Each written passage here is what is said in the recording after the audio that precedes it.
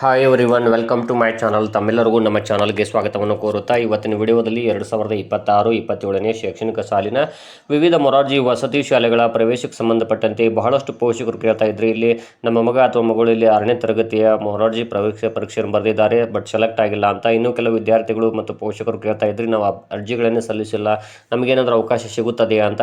ಇದೀಗ ಒಂದು ಕರ್ನಾಟಕ ವಸತಿ ಶಿಕ್ಷಣ ಸಂಸ್ಥೆಗಳ ಸಂಘ ಒಂದು ಗುಡ್ ನ್ಯೂಸ್ ಅನ್ನು ನೀಡಿರುತ್ತದೆ. ಅದೇನೆಂದರೆ ಇಲ್ಲಿ ಎಕ್ಸಾಮನ್ನು ಬರೆದಿದ್ರು ಕೂಡ ಸೆಲೆಕ್ಟ್ ಆಗಿಲ್ಲ ಅಂದರೆ, ಅಥವಾ ಯಾರೂ ಎಕ್ಸಾಮ್ ಬರದೇ ಇಲ್ಲ ಅಂದರೆ ಅವ್ರಿಗೂ ಕೂಡ ಒಂದು ಒಳ್ಳೆಯ ಅವಕಾಶ ಇದೆ. ಅದೇನು ಅಂದರೆ ಡೈರೆಕ್ಟ್ ಅಡ್ಮಿಷನ್ಗೆ.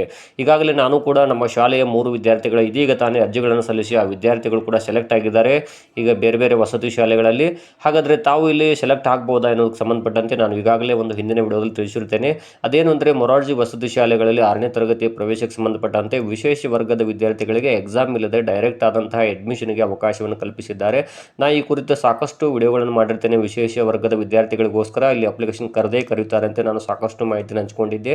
ಹಾಗಾದರೆ ಇಲ್ಲಿ ತಾವುಗಳು ತಮ್ಮ ಮಗ ಅಥವಾ ಮಗಳು ಇಲ್ಲಿ ಅರ್ಜಿಗಳನ್ನು ಸಲ್ಲಿಸಿದ್ರು ಕೂಡ ಅಥವಾ ಎಕ್ಸಾಮ್ ಬರೆದಿಲ್ಲ ಅಂದರೂ ಕೂಡ ಒಳ್ಳೆಯ ಅವಕಾಶ ಇದೆ.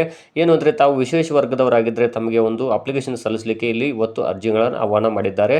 ಅದು ಹೇಗೆ ಸಲ್ಲಿಸೋದು ಅಂತ ನಾನು ಈಗಾಗಲೇ ಹಿಂದಿನ ವಿಡಿಯೋದಲ್ಲಿ ತಿಳಿಸಿದ್ದೇನೆ, ತಾವುಗಳು ಕೂಡ ನೋಡಿರ್ಬೋದು. ಅಥವಾ ನೋಡಿಲ್ಲ ಅಂದರೆ ತಕ್ಷಣವೇ ನೋಡಿ. ಮತ್ತು ಇಲ್ಲಿ ತಾವುಗಳು ಇದನ್ನು ಮೊಬೈಲ್ ಮೂಲಕ ಸಲ್ಲಿಸಬಹುದು ಅಥವಾ ಕಂಪ್ಯೂಟರ್ ನೆಟ್ ಸೆಂಟರ್ ಅವರಲ್ಲಿ ಹೋಗಿ ಕೂಡ ಸಲ್ಲಿಸಬಹುದು. ಹಾಗಾದರೆ ಇಲ್ಲಿ ತಾವು ಏನು ಮಾಡಬೇಕು ಅಂದರೆ ಬಹಳ ಸಿಂಪಲ್, ತಮ್ಮದು ಜಾತಿ ಆದಾಯ ಪ್ರಮಾಣ ಪತ್ರ ಆಗಿರ್ಬೋದು, ಸ್ಯಾಡ್ಸ್ ನಂಬರ್ ಮತ್ತು ಮೊಬೈಲ್ ನಂಬರ್, ಇವು 3 ಸಾಕು.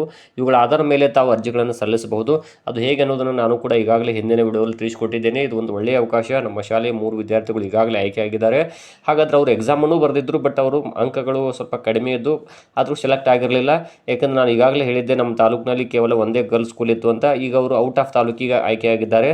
ಸೊ ತಾವು ತಮ್ಮ ಮಗ ಅಥವಾ ಮಗಳು ಇಲ್ಲಿ ಒಟ್ಟಾರೆಯಾಗಿ ಇಡೀ ಜಿಲ್ಲೆಯಲ್ಲಿ ಎಲ್ಲಿಯಾದರೂ ಕೂಡ ಅಡ್ಮಿಷನ್ ಆದರೆ ಸಾಕು ಅನ್ನುವಂಥ ವಿದ್ಯಾರ್ಥಿಗಳಿಗೆ ಇದು ಒಂದು ಒಳ್ಳೆಯ ಅವಕಾಶ. ಯಾಕಂದರೆ ತಮ್ಮ ತಾಲೂಕಿನಲ್ಲಿ 75% ಸೀಟುಗಳು ಈಗಾಗಲೇ ಭರ್ತಿಯಾಗಿರ್ತಾವೆ. ಹಾಗಾಗಿ ತಾವು ಏನು ಮಾಡಿ, ತಕ್ಷಣವೇ ತಡ ಮಾಡದೆ ನಮ್ಮ ವಿಡಿಯೋಗಳನ್ನು ನೋಡಿರಿ, ಯಾವ ರೀತಿಯಾಗಿ ಅರ್ಜಿ ಸಲ್ಲಿಸೋದನ್ನು ತಿಳಿಸ್ಕೊಟ್ಟಿದ್ದೀನಿ. ಅದೇ ಪ್ರಕಾರ ತಾವು ಮೊಬೈಲಲ್ಲೇ ಸಲ್ಲಿಸ್ಬೋದು. ಇಲ್ಲದೇ ಇದ್ದರೆ ತಮಗೇನು ಗೊತ್ತಾಗದಿದ್ದರೆ ತಾವು ನೇರವಾಗಿ ಕಂಪ್ಯೂಟರ್ ನೆಟ್ ಸೆಂಟರ್ ಅವ್ರ ಹತ್ರ ಹೋಗಿ ಅರ್ಜಿಗಳನ್ನು ಸಲ್ಲಿಸಿ ತಾವು ಇನ್ಕಮ್ ಕಾಸ್ಟು, ಆಧಾರ್ ಕಾರ್ಡು ಮತ್ತು ಇಲ್ಲಿ ಸ್ಯಾಡ್ಸ್ ನಂಬರ್ ಮತ್ತು ಮೊಬೈಲ್ ನಂಬರ್ ಇಷ್ಟು ಹೋದರೆ ಸಾಕು, ತಕ್ಷಣವೇ ಅರ್ಜಿಯನ್ನು ಸಲ್ಲಿಸಬಹುದಾಗಿದೆ. ಸೊ ಇಲ್ಲಿ ತಡ ಮಾಡಬೇಡಿ ಎಲ್ಲ ಪೋಷಕರು ಅಂತ ತಿಳಿಸ್ತಾ ಇದ್ದೀನಿ.